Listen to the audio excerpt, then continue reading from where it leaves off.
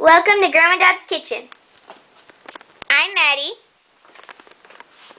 And I believe this is take 15. What I have here, and I'm Grandma Deb, by the way, in case you don't know, I make Canada's favorite fruitcake.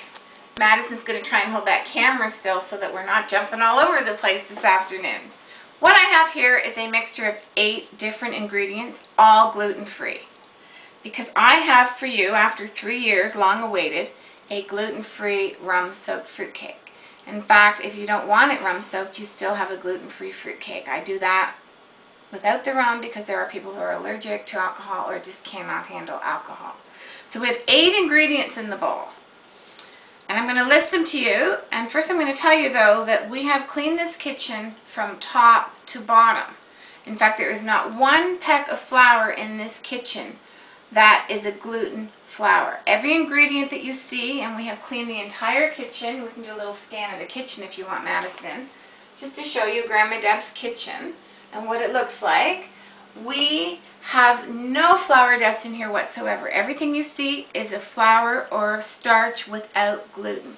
So to make my gluten-free cake, and it's taken me 3 years, I'm not sure if I said that or not, I have a potato flour, a cornstarch, a tapioca flour, a brown rice flour, a sweet rice flour, a white rice flour, and I have taken a cup out of the white rice flour and substituted it with the coconut flour because it really has a nice aroma and it's a little nicer texture because, as you know, anyone who cannot eat a gluten product, the rice flour gets kind of gritty and it's just not the nicest texture in your mouth.